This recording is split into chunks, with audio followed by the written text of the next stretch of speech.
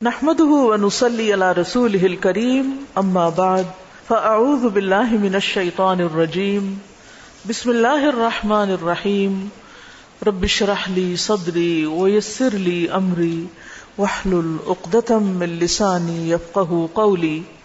حدیث نمبر 39 علم کا اٹھا لیا جانا۔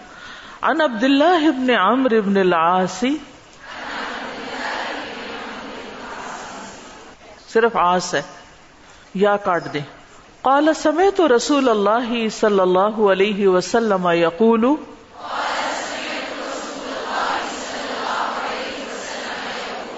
ان اللہ لا يقبض العلم انتزاعا ينتزعه من العباد ولكن يقبض العلم بقبض العلماء۔ کتاب العلم۔ عبداللہ ابن عمرو ابن عاص رضی اللہ عنہما سے روایت ہے، میں نے رسول اللہ صلی اللہ علیہ وسلم کو فرماتے ہوئے سنا، بے شک اللہ علم اس طرح نہیں اٹھائے گا کہ اسے بندوں کے سینوں سے کھینچ لے۔ انتزاعا، ینتزع، نزع کا مطلب ہوتا کھینچنا، یعنی بندوں نے اپنے سینوں میں، اپنے دلوں میں جو علم یاد کر رکھا ہے اس کو کھینچ کے نکال نہیں دے گا، بلکہ وہ علم کو علماء کی وفات کے ذریعے سے اٹھائے گا، یعنی علم والے اٹھتے جائیں گے، علم ختم ہوتا جائے گا۔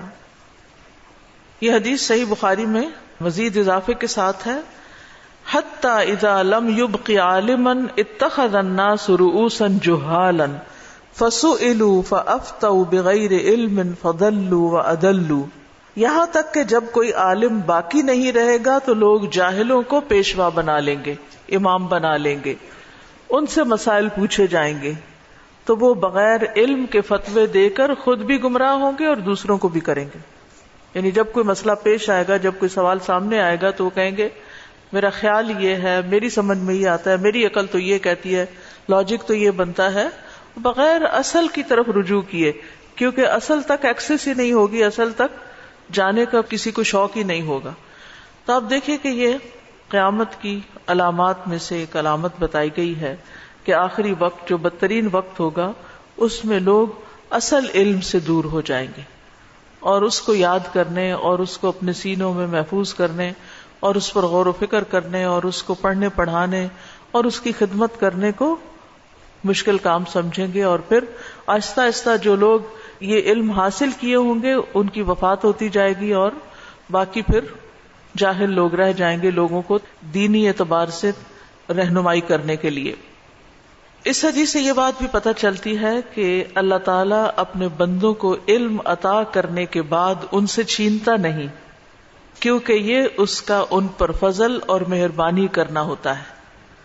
تو یہ اللہ تعالیٰ کی مہربانی ہوتی ہے کہ کسی کو علم عطا کر دیتا ہے اور وہ علم میں مشغول ہو جاتا ہے، اور جب کوئی شخص سنسیئرٹی کے ساتھ دل لگا کر شوق سے علم حاصل کرنے لگتا ہے اور اس کو یاد رکھنے کی کوشش کرتا ہے تو پھر اللہ سبحانہ وتعالیٰ اس کو اس نعمت سے محروم نہیں کرتا کہ وہ اس سے چھین لے کے یہ تم نے اپنے دل میں کیا رکھا ہوا ہے، نہیں، یعنی اللہ تعالیٰ اس بات سے برتر ہے کہ اپنے بندوں سے وہ علم واپس لے لے جو اس نے ان کو عطا کیا تھا، وہ علم جو اللہ کی معرفت پر مبنی ہے، اس کے دین کی، اس کے احکام کی، اس کے لائی ہوئی شریعت کے بارے میں سیکھا سکھایا گیا ہے۔ لیکن اصل مشکل کیا ہے کہ علم والے کم ہو جائیں گے، اور پھر خاص طور پر دین کے علم والے کم ہو جائیں گے، اور جو باقی بچیں گے وہ فوت شدہ لوگوں کی کمی پوری نہیں کر سکیں گے۔ اور یہاں آپ صلی اللہ علیہ وسلم نے امت کو خبردار کیا ہے، ڈرایا ہے کہ ایک وقت آئے گا کہ امت سے یہ خیر اٹھا لی جائے گی اور لوگ پھر جہالت میں ہی مبتلا ہو جائیں گے۔ تو اس لیے کتنا ضروری ہے کہ ہم لوگ اس دین کے علم کو سیکھنے کے لیے وقت نکالیں، اس کی طرف توجہ کریں، اور اس کو نہ صرف یہ کہ خود سیکھیں بلکہ اپنے بچوں کو بھی سکھائیں۔ بہت دفعہ یہ دیکھنے میں آیا ہے کہ ہم خود تو دین کی طرف آ گئے لیکن بچوں کے لیے ہم نے دین پسند نہیں کیا۔ میں سب کی بات نہیں کر رہی، لیکن ایک عام سا ٹرینڈ ہے کہ خاندان کے بزرگ دین میں ہیں، مڈل ایج کے لوگ دین پڑھ رہے ہیں، اب دنیا دیکھ کر اب دین کی طرف لوٹے ہیں تو پڑھ رہے ہیں، سیکھ رہے ہیں، لیکن اپنے بچے اور بچوں کے بچے، ان کے لیے ہم نے دنیا پسند کر لی، اس خوف سے کہ اگر انہوں نے دنیا کے علم نہ پڑھے تو پیچھے رہ جائیں گے. ٹھیک ہے وہ بھی پڑھائیں، لیکن اس کے ساتھ ساتھ ہم میں سے ہر ماں کو یہ فکر ہونی چاہیے کہ اس کا بچہ دین کی کتنی تعلیم اور دین کی کتنی سمجھ بوجھ حاصل کر رہا ہے کہ وہ ایک مسلمان کی حیثیت سے جی سکے. اس کو بنیادی مسائل کا کتنا علم ہے، کیا عقیدے کی بنیادی چیزیں کہ وہ شرک سے بچ سکے، بدعت سے بچ سکے، اور کسی بھی ایسے نظریے سے متاثر نہ ہو کہ جو اس کے ایمان میں بگاڑ پیدا کرنے والے. اسی طرح عبادات کو ٹھیک سے ادا کرنا آتا ہو. اسی طرح ریلیشن شپس میں اس کو بڑے چھوٹے کی تمیز پتا ہو. پھر اسی طرح لوگوں کے ساتھ معاملات، عام لوگوں کے ساتھ، اور اگر کوئی خاص فیلڈ ہے اس کا، کوئی بزنس ہے یا جاب ہے یا کسی اور معاملے میں وہ کام کر رہا ہے، تو اس معاملے سے متعلق وہ حلال و حرام کو جانے. کیا ہم میں سے کسی کا بیٹا اگر بزنس شروع کرتا ہے تو ہم اس کو یہ تلقین کرتے ہیں کہ بیٹا اس میں حلال حرام کو جان لو؟ اور اگر وہ کچھ کمانے لگتا ہے تو کیا ہمیں فکر ہوتی ہے کہ وہ زکوٰۃ بھی ادا کر رہا ہے یا نہیں، اور اس کو اپنے زکوٰۃ کے مسائل پتہ ہیں یا نہیں؟ ٹیکس کا قانون تو وہ جاننے کی کوشش کرتا ہے کہ کہیں ایسا نہ ہو کہ کوئی کمی بیشی ہو تو کوئی پینلٹی ہو جائے، لیکن زکوٰۃ دے رہا ہے یا نہیں دے رہا اس کی ہمیں فکر نہیں ہوتی. پھر یہ کہ اگر اس کے پاس ایک سرٹن اماؤنٹ جمع ہو گئی ہے تو اس کے اوپر حج فرض ہو گیا ہے، کیا وہ اپنے حج کی فکر کر رہا ہے یا نہیں؟ ہمیں بحیثیت والدین اپنے بچوں کی آخرت کے بارے میں، ان کے دین کے بارے میں فکر مند ہونا چاہیے کہ کم از کم اتنا علم ان کو ضرور دے دیں کہ جس سے وہ اپنی زندگی کو اسلام کے مطابق گزار سکیں اور اپنے بچوں کو پھر اسلام پہ قائم رکھ سکیں. کیونکہ جو دین انسان گھر سے سیکھتا ہے اس کی بات ہی کچھ اور گھر میں ہو سکتا ہے کہ آپ اتنی بڑی عالمہ نہ ہو کہ اس کو سب کچھ سکھا پڑھا سکیں، تو پھر استاد کا انتظام کر لیں. الحمدللہ ابھی تک ایسے بہت سے علماء موجود ہیں، ایسے بہت سے پڑھے لکھے طالب علم موجود ہیں کہ جو 8 سال علم میں لگانے کے بعد کوئی درزی کا کام کر رہا ہے تو کوئی ٹیکسی چلا رہا ہے تو کوئی کچھ کر رہا ہے. ایسے لوگوں کو ایکسپلور کریں کہ کون علم والے ہیں، ان کو معقول تنخواہوں پر اپنے بچوں کی تعلیم کے لیے گھر میں بلائیں اور اپنے بچوں کے ساتھ اور بچوں کو بھی اکٹھا کر لیں، تاکہ آپ کے بچے، خصوصاً بیٹے جو ہیں، کیونکہ لڑکا گھر کا سربراہ ہوتا ہے نا، تو وہ اتنا دین ضرور جانے کہ خود بھی اس پہ قائم رہے اور اپنے گھر والوں کو بھی آگ سے بچا سکیں. حدیث نمبر 40، قیامت کی علامات. عن انس قال قال رسول اللہ صلی اللہ علیہ وسلم ان من اشراط الساعة ان يرفع العلم ويثبت الجهل ويشرب الخمر ويظهر الزنا. کتاب العلم. انس رضی اللہ عنہ روایت کرتے ہیں رسول اللہ صلی اللہ علیہ وسلم نے فرمایا، بے شک علامات قیامت میں سے ہے کہ علم اٹھا لیا جائے گا، یعنی دینی علم مراد ہے. جہالت پھیل جائے گی، شراب پی جائے گی اور زنا عام ہو جائے گا. تو علم اٹھ جانے سے مراد کیا ہے؟ جو پچھلی حدیث میں ہم نے پڑھا کہ علماء فوت ہو جائیں گے اور علماء کے فوت ہونے کی وجہ سے علم کم ہو جائے گا. اسی طرح بخاری کی ایک اور روایت میں ہے ان یقل العلم، یرفع اٹھا لیا جائے گا، اور ایک یہ کہ کم ہو جائے گا. تو اس میں احتمال ہے کہ علم کا کم ہونا پہلی علامت اور پھر اس کا اٹھ ہی جانا آخری علامت ہوگی. یعنی آہستہ آہستہ کمی آتی جائے گی جو لوگ دین پڑھنے والے ہیں ان میں، اور پھر خصوصاً عمل کرنے والے اس پر، کیونکہ پڑھنے والے بعض اوقات بہت ہوتے ہیں لیکن عمل نہیں کرتے، اور پھر بالآخر وہ ختم ہی ہو کر رہ جائے گا اور لوگ اندھیروں میں زندگی بسر کریں گے. اور علم دین کے بغیر دنیا اور آخرت دونوں کا خسارہ ہے. دنیا میں بھی آپ دیکھیے کہ انسان ٹکرے مارتا رہتا ہے، بہت سے مسائل میں الجھا رہتا ہے، اور عموماً لوگوں کا طریقہ کیا ہوتا ہے کہ خود علم حاصل نہیں کرتے زندگی گزارنے کا طریقہ نہیں سیکھتے. دین ہے کیا اصل میں؟ زندگی گزارنے کا طریقہ ہے. جب وہ ہمیں طریقہ نہیں آتا تو ہم بہت سی غلطیاں کرتے ہیں, اور جب وہ غلطیاں کرتے ہیں تو ہم مسائل میں پھنستے چلے جاتے, دھستے چلے جاتے ہیں. پھر ہم کہتے ہیں کوئی ہو جو ہمارا ہاتھ پکڑ لے. پھر ہم کبھی اس کو اپنا مسئلہ سناتے ہیں, کبھی اس کو سناتے ہیں, اور چاہتے ہیں کہ کوئی انسٹنٹ سا حل ہمیں دے دیا جائے, کوئی ایسی پڑیا دے دی جائے کہ فوراً یہ افاقہ ہو جائے. تو وہ پھر ممکن نہیں ہوتا. وہ مسائل جو گمبھیر ہو چکے ہوتے ہیں, جڑ پکڑ چکے ہوتے ہیں, ان کے لیے پھر کوئی آسان حل عام طور پر ہوتا نہیں ہے, سوائے اس کے کہ آپ مختلف لوگوں کو مسائل سنا کے اپنی فرسٹریشن دور کر لیتے ہیں. لیکن اس کا بھی حل یہی ہے کہ انسان سیکھنا شروع کرے, اور اٹس نیور ٹو لیٹ. کبھی بھی یہ نہیں کہ اب لیٹ ہو گیا, اب کیا سیکھنا. ہر عمر میں سیکھنا شروع کیا جا سکتا ہے. اور خصوصاً قرآن و سنت کے علم کی برکتیں ایسی ہوتی ہیں کہ انسان کی زندگی سے اندھیرے دور ہوتے ہیں, اور بہت سے مسائل کا حل ساتھ ساتھ ملتا چلا جاتا ہے. علم کی کمی کے ساتھ ساتھ دو اور چیزوں کا ذکر بھی یہاں کیا گیا ہے کہ شراب زیادہ ہو جائے گی, اور شراب جو ہے وہ عام ہو جائے گی, اور دوسری چیز جو ہے وہ زنا زیادہ ہو جائے گا, یعنی زنا ظاہر ہو جائے گا. یعنی پہلے لوگ چھپ چھپ کے زنا کرتے تھے, اور اب کھلم کھلا, اور ایسی دوستیاں اور ایسے تعلقات جو ہیں وہ ڈھکے چھپے نہیں رہیں گے, بلکہ سڑکوں پر ہی لوگ اس کا مظاہرہ کرنے لگیں گے. تو ان تینوں چیزوں کے بارے میں ہمیں فکر مند ہونا چاہیے, کیونکہ یہ نبی صلی اللہ علیہ وسلم کی پیشن گوئیوں میں سے ہے. صحیح بخاری میں ایک اور جگہ پر آتا ہے, نبی صلی اللہ علیہ وسلم نے فرمایا قیامت اس وقت تک نہیں آئے گی جب تک کہ علم اٹھ نہ جائے, یعنی علم دین. اور پھر اٹھ جائے سے مراد یہ بھی ہے کہ عمل میں نظر نہ آئے. زیاد بن لبید سے مروی ہے, وہ کہتے ہیں کہ ایک مرتبہ نبی صلی اللہ علیہ وسلم نے کسی چیز کا تذکرہ کیا اور فرمایا کہ یہ علم ضائع ہونے کے وقت ہوگا. ہم نے کہا یا رسول اللہ, ہم خود بھی قرآن پڑھتے ہیں اور اپنے بچوں کو بھی پڑھاتے ہیں, پھر ہمارے بچے اپنے بچوں کو پڑھاتے رہیں گے, یہ سلسلہ یوں قیامت تک چلتا رہے گا, تو علم کیسے ضائع ہوگا؟ آپ نے فرمایا اے ابن ام لبید, تمہاری ماں تمہیں گم کرے, تمہیں روئے, میں تو سمجھتا تھا کہ تم مدینہ کے بہت سمجھدار آدمی ہو. کیا یہ یہود و نصارہ تورات اور انجیل نہیں پڑھتے؟ دراصل یہ لوگ اس میں پائی جانے والی تعلیمات سے معمولی فائدہ بھی نہیں اٹھاتے, یعنی پڑھتے ہیں فائدہ نہیں اٹھاتے. تو علم اٹھ جانے کا ایک مطلب کیا ہے کہ علم پر عمل اٹھ جائے گا, فائدہ کچھ نہیں ہوگا.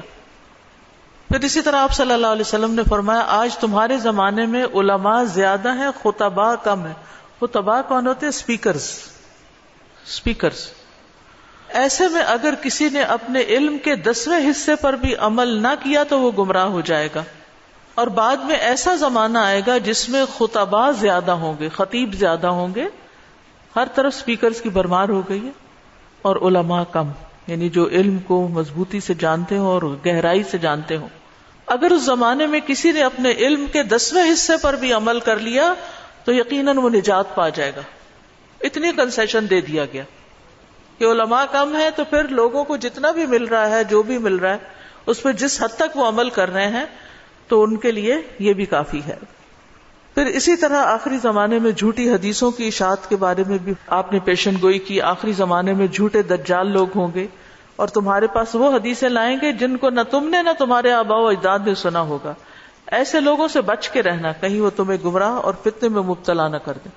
اور آج آپ دیکھیں میڈیا کے ذریعے ہر طرح کی باتوں کو حدیث بنا کے پیش کیا جا رہا ہے, تو بہت محتاط ہونے کی ضرورت ہے. اسی طرح قیامت کی علامات میں سے نبی صلی اللہ علیہ وسلم نے ایک علامت یہ بھی بتائی کہ حقیر اور ذلیل لوگوں کے پاس علم تلاش کیا جائے گا, یعنی جو اس کے اہل نہیں ہوں گے. اور شراب کے بارے میں بھی آپ کی پیشن گوئی ہے, قیامت سے پہلے سود, زنا اور شراب عام ہو جائے گا. تو اس روایت میں سود کا اضافہ ہے زنا اور شراب کے ساتھ. شراب کو حلال سمجھ لیا جائے گا, شراب کا نام بدل دیا جائے گا. رسول اللہ صلی اللہ علیہ وسلم نے فرمایا ایک وقت آئے گا میری امت کے کچھ لوگ شراب پیئیں گے اور اس کا نام کچھ اور رکھ لیں گے, ہوگی وہ شراب ہی لیکن نام بدل دیں گے. تو یہ بھی ایک دھوکہ دینا ہے نا, اور ویسے بھی نفاق کی علامت ہے. پھر زنا جو ہے اس کے بارے میں آپ نے پیشن گوئی کی, قیامت اس وقت تک قائم نہیں ہوگی جب تک ایسے لوگ نہ ہوں گے کہ لوگ گدھوں کی طرح راستوں میں زنا کریں گے. میں نے کہا ایسا بھی ہوگا, یعنی ایک صحابی کہتے ہیں. آپ نے فرمایا ہاں ضرور ہوگا.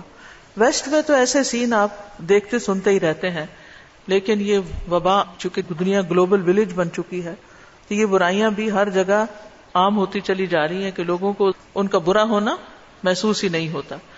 زنا کی کثرت کے نتیجے میں ناجائز اولاد کی کثرت بھی بہت ہو جائے گی. میمونہ رضی اللہ عنہا کہتی ہیں میں نے رسول اللہ صلی اللہ علیہ وسلم کو فرماتے ہوئے سنا کہ میری امت اس وقت تک خیر پر رہے گی جب تک اس میں ناجائز اولاد کی کثرت نہیں ہوگی، اور جب اس میں ناجائز اولاد کی کثرت ہونے لگے گی تو پھر وہ وقت قریب ہوگا کہ جب اللہ ان سب کو عذاب سے گھیر لے گا. پھر اسی طرح وہ چیزیں جو زنا کی طرف بلاتی ہیں، دعوت دیتی ہیں، وہ بھی عام ہو جائیں گی، جیسے عورتوں کا بے حجاب ہونا اور ایسے لباس پہننا جو مردوں کے لیے فتنہ کا باعث بنے. اسی طرح گانے والیوں کا عام ہو جانا. اللہ سبحانہ تعالی ہمیں ان چیزوں سے محفوظ رکھے. جی استاذہ، میں یہ دیکھ رہی تھی ابھی جو آپ نے بچوں کی بات کی کہ بچوں کو یہ چیز سکھانی چاہیے، تو میں یہ سوچ رہی تھی کہ ابھی تو استاذہ ہم لوگ فتنوں کے دور میں جی رہے ہیں. پھر ہمارے اسکولز میں گریڈ 7-8 کے بچوں کے بیگ سے ڈرگز ملتے ہیں. تو استاذہ اس حد تک، اور ابھی تو میں ایک بچی کو جانتی ہوں جس نے کرسچینٹی قبول کر لی صرف اس لیے کہ وہ دین کی ایک بنیاد وہاں موجود نہیں ہے. تو یہ جو حلال و حرام سے پہلے تو عقیدے کی مضبوطی، کیونکہ ہمارے بچے تو استاذہ عقیدے میں لیک کر رہے ہیں. بالکل. لیکن ہم سب جو اس جگہ پر جمع ہیں، ہم میں سے ہر شخص اپنے دل سے پوچھے کہ اس کے اندر کتنی تڑپ ہے کہ لوگوں تک خیر پہنچے. ہم اپنی دنیا کی دلچسپیوں میں اس قدر مشغول ہیں کہ ہم سوچتے بھی نہیں، تکلیف نہیں اٹھاتے، قدم نہیں اٹھاتے، فکر نہیں کرتے، ذرائع نہیں سوچتے، طریقے نہیں سوچتے کہ میں اپنے گھرانے، اپنے خاندان، اپنے نیبرہڈ، اپنے گاؤں، اپنے شہر، اپنے اسکول، اپنے جہاں بھی میں ہوں، میں اپنے ارد گرد کو روشن کر دوں. اور اس روشنی کا فائدہ آپ ہی کو لوٹے گا کہ آپ ہی کی قبریں روشن ہوں گی، آپ ہی کا مستقبل روشن ہوگا. اجماع کی ضرورت پہ بات کر رہے تھے نا کہ اگر کوئی ایسا مسئلہ اٹھتا ہے جیسے نئے زمانے کے مسائل بھی نہیں ہے تو اجماع کا وہ کریں. تو ایسے علماء کی باڈی ہو کوئی کہ جو اس کو مسئلے کو ایڈریس کرے اور پھر وہ سولوشن جو ہے اس کو امپلیمنٹ کر دے. تو آج کل ہم یہ کیسے معلوم کریں کہ کون سے ایسے گروپ آف علماء ہیں؟ ایسے سعودی عرب میں بھی ہیں، ویسٹ میں بھی ہیں، مختلف جگہوں پر علماء کی کمیٹیز بنی ہوئی ہیں اور وہ ایسے ایشو سے ڈیل کرتے ہیں. عوام کے علم میں نہیں ہوتا لیکن ہے، ان اجتہادی مسائل میں ضرورت ہوتی ہے نا. جی السلام علیکم استاذہ. وعلیکم السلام.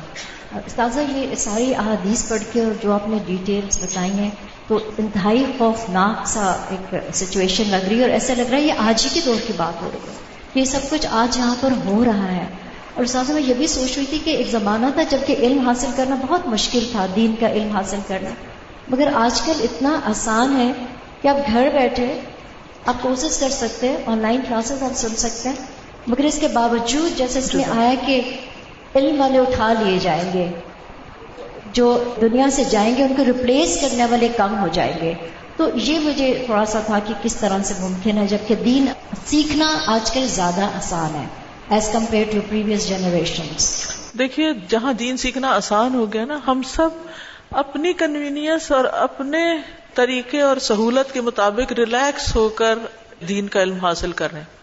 یعنی بہت سارے لوگ اب کیا پریفر کر رہے ہیں کہ ہم کسی عالم کے پاس بیٹھ کے یا کسی علم کی مجلس میں بیٹھ کر پڑھنے اور اس کو یاد کرنے اور سنانے اور امتحان دینے کے بجائے کیا ہے آن لائن بیٹھ کر کوئی لیکچر سن لیں، گاڑی میں آتے جاتے کچھ سن لیں، اس میں سے کچھ یاد رہے کچھ نہ رہے، کبھی بیچ میں سو گئے، کبھی باتیں شروع کر دی، کبھی کوئی اور آدھا ادھر سے آدھا ادھر سے.